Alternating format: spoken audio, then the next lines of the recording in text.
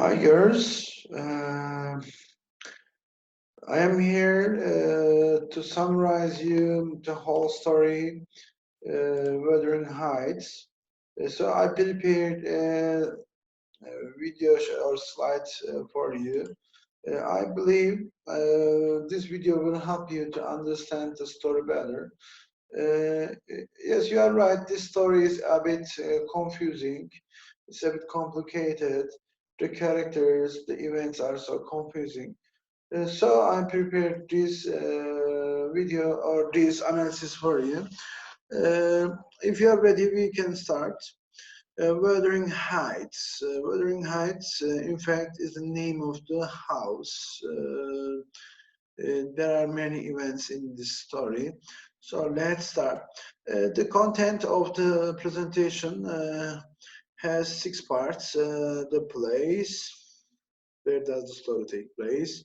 The time, the characters, the plot, and what happened when, main idea, etc. If you are ready, we can go on. The place, the story takes place in two houses, Wuthering Heights and the Trust Cross Branch. In fact, Wuthering Heights is a big and rich house, and it belongs to the Armstrong family, and in Yorkshire, in England, and the Trust Cross Branch belongs to the Linton family, and it is 4 miles away from the Wuthering Heights. So all the events take place between these two houses and among their children. Okay.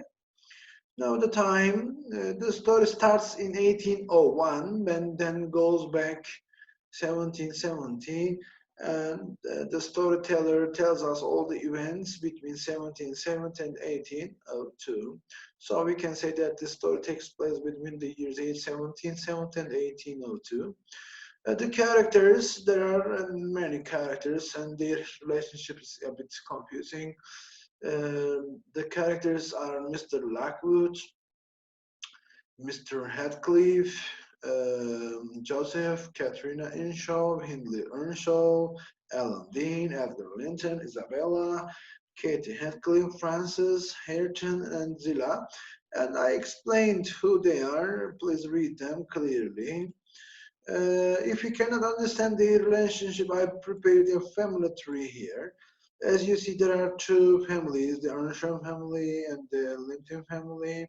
The Earnshaw family lived in Wuthering Heights, and the Linton family lived in Trust Cross. Their father and mother, and they have two children. Katrina, their daughter, Hindley, their son. Then Hindley got married to Francis, and they had a child, Hareton. Mr. Earnshaw in 1770 went to Liverpool and brought a little gypsy boy from Liverpool, and he is called Heathcliff. Katrina loved him very much. Heathcliff fell in love with Katrina, but Katrina didn't get married to him, so he was very upset. Katrina chose to get married Edgar, so Heathcliff was jealous of them and wanted to take his revenge from these two families. He decided to take all what they have by making a plan. So, according to his plan, he would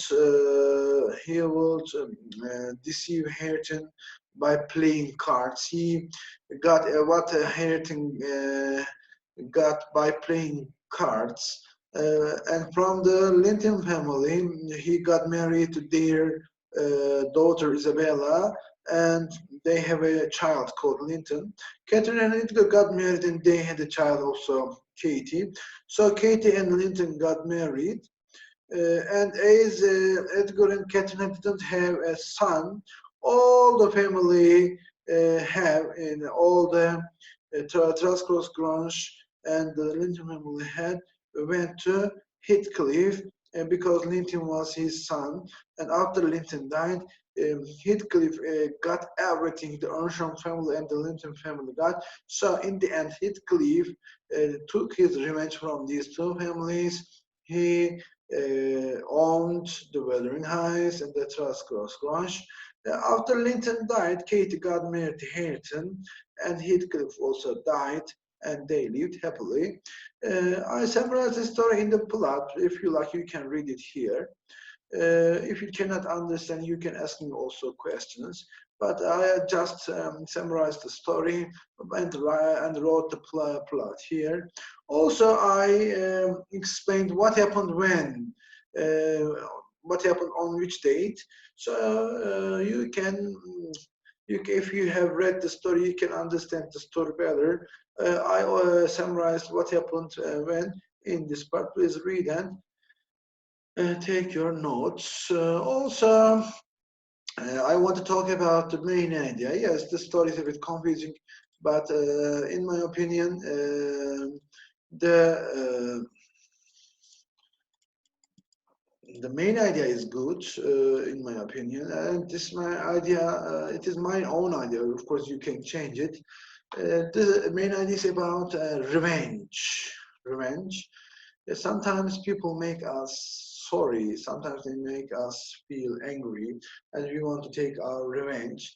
But in the end, Heathcliff takes his revenge, but he's not happy because revenge is harmful not only for the revenger but also the victims.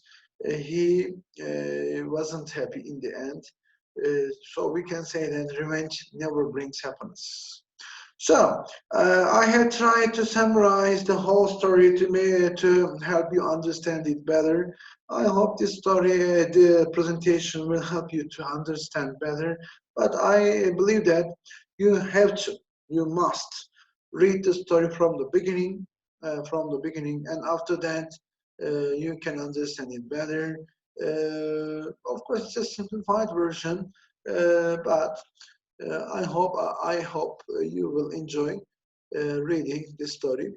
Our exam is next weekend, and I believe you will you will understand the story better and get good marks from the exams. See you for now. Take care, girls.